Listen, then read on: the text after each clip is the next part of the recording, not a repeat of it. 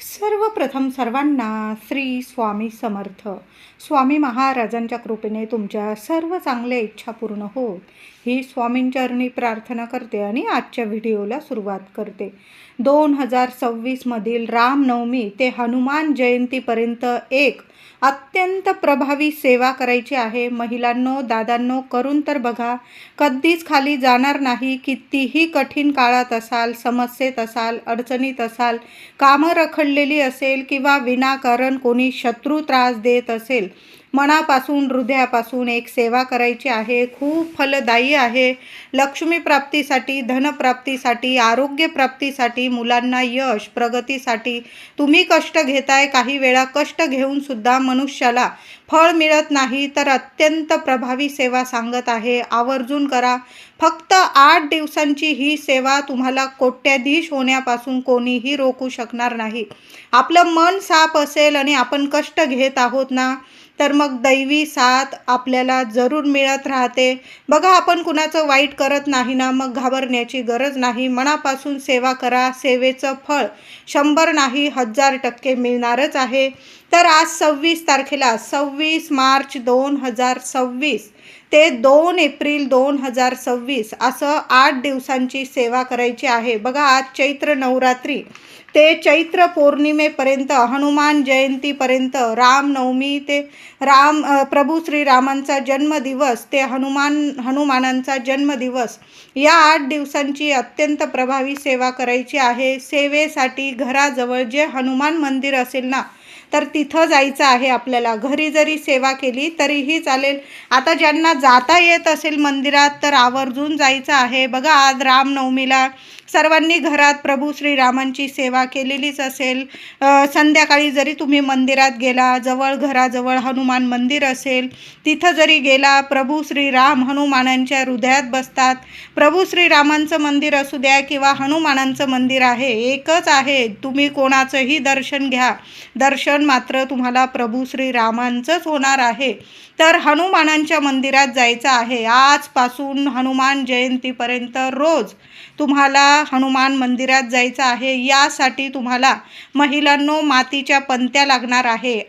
किमान 8 मातीच्या पंत्या घ्यायच्या आहे तुम्हाला. रोज प्रभू श्रीरामांचं नामस्मरण करून तुम्हाला हनुमानांच्या चरणाशी एक दिवा लावायचा आहे. थोडेसे फुटाणे माहीतच आहे, चणे, ते थोडेसे घेऊन या. म्हणजे 8ही दिवस आपल्याला सेवा करण्यासाठी गूळ फुटाणे सुद्धा लागणार आहे. तर आजपासून रोज 8 दिवस ही सेवा करायची आहे. रोज बरोबर जाताना थोडेसे गूळ फुटाणे, हनुमानांना फुलं, किंवा तुम्ही रुईची माळ घेऊन जात असाल तर रुईची माळ घेऊन जा. नसेल फक्त फुलं, गूळ फुटाणे आणि एक दिवा जरी बरोबर घेऊन गेला तरीही चालेल. तुम्हाला चमेलीचा तेलाचा दिवा लावायचा असेल, तुम्ही तोही लावू शकता.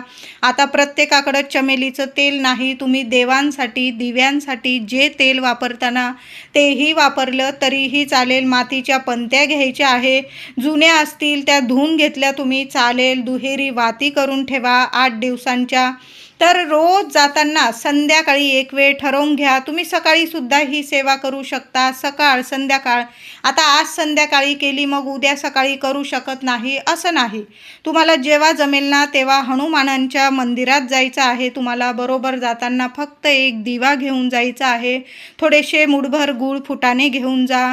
थोडी फुलं घेऊन जायची आहे. तिथं गेल्यानंतर शांततेत देवांचं दर्शन करायचं आहे. आणि रोज 8 दिवस तुम्हाला एक दिवा जय श्रीराम बोलून, तुमच्या मनातील इच्छा बोलून तुम्ही हनुमानांजवळ लावायचा आहे. खाली हात घरी येणार नाही. कितीही मोठा शत्रू असू द्या, विनाकारण तुम्हाला त्रास देत असेल, नकोसं करत असेल, बोलायची सुद्धा गरज नाही. जी व्यक्ती हनुमानांच्या मंदिरात रामनवमी ते हनुमान जयंती एक दिवा प्रभू श्रीरामांचं नाव घेऊन हनुमानांजवळ एक दिवा लावून येते ना, अंतर्ज्ञानी आहे हनुमानजी, श्रीरामजी, सर्व जाणतात कोण तुम्हाला त्रास देत आहे किंवा नाही, तुमच्या काय समस्या आहे, काय इच्छा आहे, तुम्हाला काय मागणं आहे, काय हवं नको. जसे आपले स्वामी जाणतात तसेच आपले प्रभू श्रीराम हनुमानजी जरूर जाणतात. तर तिथं एक दिवा लावून यायचा आहे. खाली हात घरी तुम्ही येणारच नाही. तिथं बसता आलं तर एक वेळा श्रीराम रक्षा स्तोत्र एक वेळा पठण करा आणि एक वेळा हनुमान चालीसा पठण करायचा आहे. तुम्हाला जास्तीत जास्त पठण करायचं असेल 1 वेळा, 11 वेळा, 21 वेळा तुम्ही करू शकता. पण आता प्रत्येकाला जमत नाही, घाई गडबडीत असाल तुम्ही, तरी पण शांततेत 1 वेळा श्रीराम रक्षा स्तोत्र आणि 1 वेळा हनुमान चालीसा आवर्जून पठण करायचं आहे. मंदिरात जागा असेल शांततेत बसायला तर आवर्जून मंदिरातच देवांची सेवा करून घ्या. दिवा लावून द्या, जय श्रीराम बोलून हनुमानांजवळ एक दिवा लावून द्या. फुलं अर्पण करा, मुठभर गूळ आणि फुटाणे अर्पण करा आणि तुम्ही घरी येण्याच्या आधी तिथं मंदिरात बसून ही सेवा करायची आहे. आता समजा तिथं मंदिरात जागा नाही तर मग घरीसुद्धा सेवा करून घ्या, दिवा लावून घ्या. घरी आल्यानंतर शांततेत सकाळी किंवा संध्याकाळी शांततेत आसन घेऊन बसा. देवघरासमोर दिवा अगरबत्ती लावून घ्या आणि 1 वेळा श्रीराम रक्षा स्तोत्र आणि 1 वेळा हनुमान स्तोत्र तुम्हाला हनुमान चालीसा पठण करायची आहे. सुंदर अनुभव येतील तुम्हाला. बघा, आज गुरुवार ते पुढचा गुरुवारपर्यंतच आपल्याला 8 दिवसांची सेवा करायची आहे. आपण तर नेहमीच सेवा करतो, नेहमीच माणसाने सेवेत राहावं, पण ही प्रभावी सेवा असते. आपल्याला रोज दिवा लावायचा आहे. तर आज गुरुवार आहे. पुढील गुरुवारी 2 एप्रिलला चैत्र पौर्णिमेपर्यंत तुम्हाला रोज एक दिवा घेऊन हनुमान मंदिरात जायचं आहे आणि तिथं जय श्रीराम बोलून दिवा लावा. गूळ चणे अर्पण करायचे आहे. तिथं कुणाला तुम्हालाच गूळ फुटाण्याचा प्रसाद वाटता आला तर आवर्जून वाटायचा आहे. कुणा गरीबाला थोडा गूळ दान करता आला, जय श्रीराम बोलून एखाद्या गरीबाला गूळ दान करता आला किंवा एक वेळचं पोटभर जेवण अन्नदान करता आलं तर या 8 दिवसात एकदा तरी हे अन्नदान जरूर करा. किंवा तुम्हाला वस्त्र वगैरे, उन्हाळ्याचे दिवस आहे, पाणी वगैरे दान करता आलं, चप्पल, छत्री अशा गोष्टी जरी दान करता आल्या तर म्हणते. नाही करता आलं तर तुम्ही ही सेवा केली तरीही चालेल, पण अन्नदान सर्वात श्रेष्ठ दान असतं. या 8 दिवसात जरूर एका तरी भुकेल्या व्यक्तीचं पोट जरूर भरा. बघा, जन्मांची गरिबी मिटून जाईल. प्रभू श्रीराम आहे, अंतर्ज्ञानी आहे, आपल्याला काय हवं नको सर्व जाणतात आणि खऱ्या मनाने केलेली सेवा कधीच खाली जात नाही. कोणती तरी इच्छा बाळगून आपण अन्नदान करायचं नाही. एका व्यक्तीचं पोट भरणार तोच आनंद मनात ठेवून आपल्याला अन्नदान करायचं आहे. आपल्याला एवढा पैसा मिळेल, आपलं हे काम होईल, ते काम होईल, कधीच नाही. असं मनात विचार करून कधीच दान करू नका. मग नाही केलं तरीही चालेल. खऱ्या मनाने, मोकळ्या हाताने, खऱ्या मनाने दान करून तर बघा, 100% सर्व आपल्या इच्छा पूर्ण होणारच आहे. या 8 दिवसात हनुमानांच्या मंदिरात जाताना रुईची माळ मिळाली 5 पानांची तर जरूर अर्पण करा हनुमानांना. थोडासा शेंदूर अर्पण करायचा आहे. थोडं तेल चढवता आलं तुम्हाला, म्हणजे आपण हनुमानांच्या मंदिरात कुठल्या गोष्टी करतो, कुठली सेवा करतो सर्वांनाच माहीत आहे. जेवढ्या वस्तू मिळतील ना सेवेसाठी आवर्जून करा. फक्त एक दिवा तर आवर्जून आपल्याला या 8ही दिवस लावायचा आहे. घराजवळ जर पिंपळाचं झाड असेल ना तर आवर्जून एक दिवस तरी 8 दिवसातून एकदा जरी तुम्हाला पिंपळाखाली जाता आलं ना तर आवर्जून एखादा गुळाचा खडा, थोडेसे मुठभर चणे म्हणजेच गूळ फुटाणे त्या पिंपळाजवळ सुद्धा अर्पण करायचा आहे. जय श्रीराम मंत्र जपा. नसेल हा मंत्र जपायचा, ओम नमो भगवते वासुदेवाय नमः.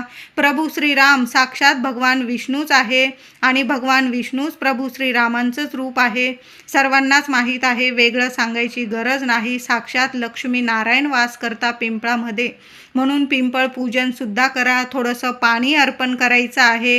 गूळ अर्पण करा पिंपळाखाली, गूळ फुटाणे. एखादा दिवा तुम्हाला पिंपळाखाली लावायचा, तुम्ही शनिवारी 28 तारखेला तो दिवासुद्धा लावू शकता. नाही लावता येत, लांब आहे झाड, तर मग फक्त तुम्ही गूळ आणि फुटाणे जरी ठेवून आला. हनुमानांच्या मंदिरात जाताना पिंपळाचं झाड दिसलं तर तिथं थोडेसे गूळ फुटाणे अर्पण करा, थोडं पाणी अर्पण करा. बाटलीत जरी घेऊन गेला तुम्ही, लांब असेल झाड चालेल, फक्त थोडंसं पाणी अर्पण करायचं आहे. पिंपळाला स्पर्श करा. 28 तारखेला शनिवारी, दर शनिवारी पिंपळाला स्पर्श करावा. 11-21 प्रदक्षिणा घालायच्या असतात. ओम नमो भगवते वासुदेवाय नमः, ओम श्रीम नमः या मंत्राचा जप तर आवर्जून पिंपळाखाली करावा. बसता आलं थोड्या वेळ शांततेत तर मंत्र जपत पिंपळाखाली बसू शकता तुम्ही. आता नाही जागा, तुम्ही फक्त प्रदक्षिणा घालून स्पर्श करून दोन्ही हाताने पिंपळाला स्पर्श करावा. लक्ष्मीनारायणांचा मंत्र जपावा आणि मग घरी यायचं. पिंपळ पूजनाने सुद्धा आपलं 7 पिढ्यांचं पितृदोष असेल किंवा काही कष्ट असेल, घरात गरिबी असेल, दरिद्रता असेल, अडीअडचणी असतील, त्यातून सुद्धा आपल्याला मार्ग मिळतात. साक्षात लक्ष्मीनारायण कुठल्या ना कुठल्या रूपात येऊन आपली मदत जरूर करून देऊन जातात.